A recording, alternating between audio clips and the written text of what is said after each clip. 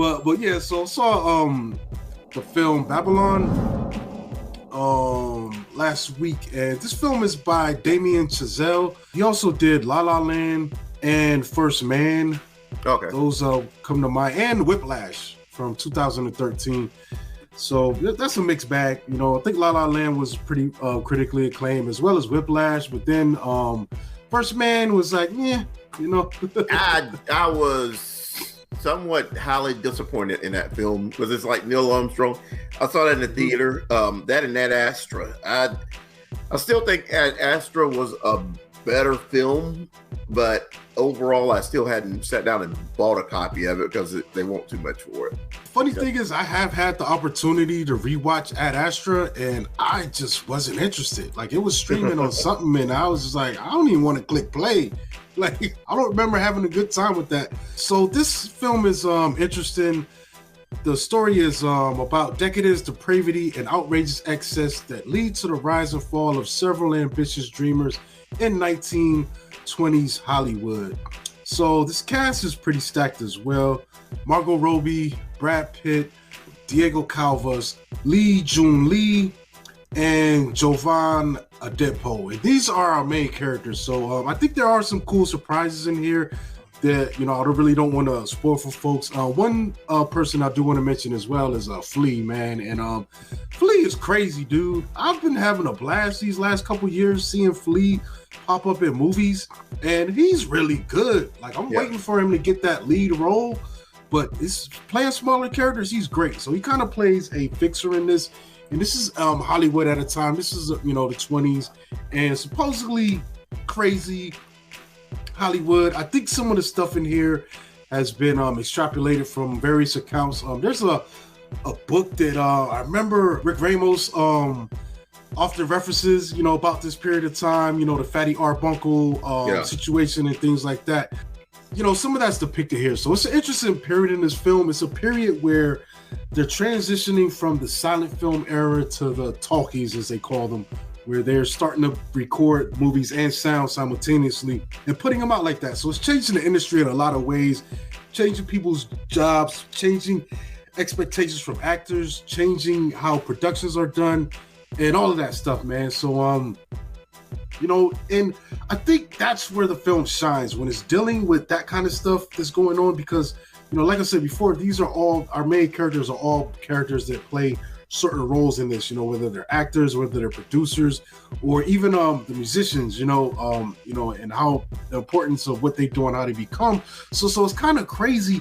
And we're looking at a time where there's not any checks and balances in play. Like there's no unions, there's no rules, there's no whatever. So essentially, they wouldn't call them that, but at the time, a lot of these bigger studios were grindhouses in a way. They were kind of run like a grindhouse, you know, on the end of talent. You know, they sign people to these contracts and just work them to the bone. You know, shoot as many pictures with them as possible, put them out there, and, you know, it went up and down the chain. That's how these things were done, man. You know what I'm saying? Getting as much as they can. One question: Did they originally say why they moved to California or start going to California? That's not really in here, but what is interesting, we do see that early California. Like we're seeing Beverly Hills when there's one house on the street, a big ass mansion, and surrounded by desert. So this is really early. It doesn't say why they got there, but we just know that they're there, and this is going down. One of the original stories I always heard is they were trying to go somewhere where they could hide from Thomas Edison and his patents, because he had the patents on all the movie cameras.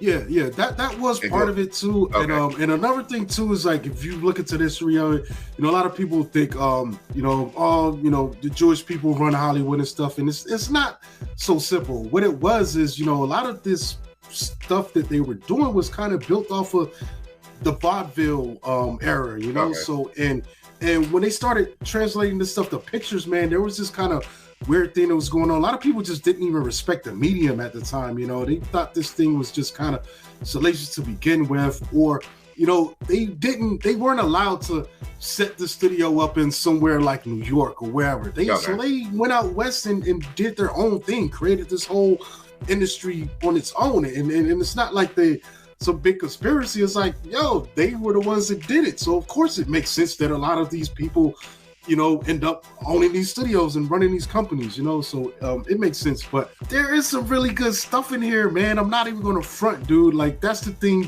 that's weird about this film, man. There's a couple scenes in here, like there's a scene that I thought was amazing as far as our characters are shooting their first scene with sound, and it's so amazing, man. Every time they keep having to redo this, take the same scene over and over because someone keeps coming in and messing up the sound, and it's one of the best because it keeps building up and building up and building up, and the director's losing his mind. Margot Robbie, the actor, she's losing her mind. It's like, damn it.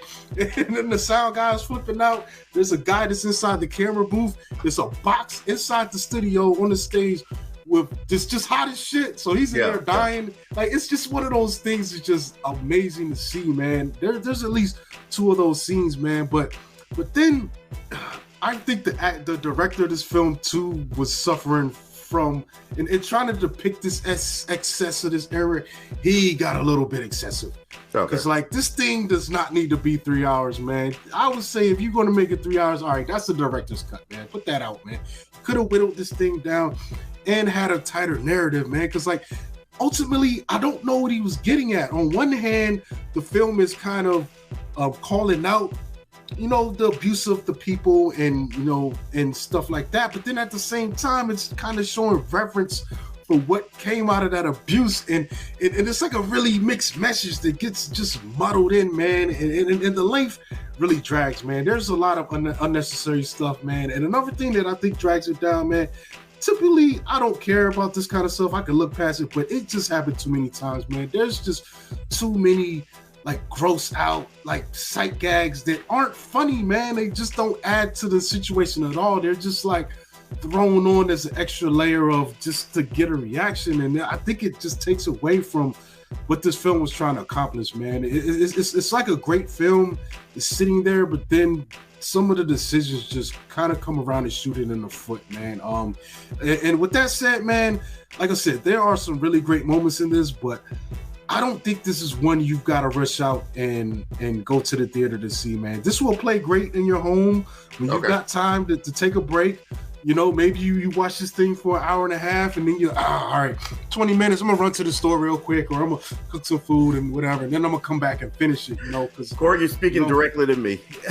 Yeah, it's gonna play better like that, man. I mean, I do say it's worth watching, man, because like I said, there are some very magical moments in this thing, but I can't really say that overall it's a great film. It's a film that has some great parts in it, but ultimately it's too flawed to be something that I can even see myself going back to. Like I saw it, maybe if it comes out on digital and I get the inkling, maybe I could throw it on in the background if Netflix has it or whatever while I'm doing some stuff and look up at my favorite moments from the film.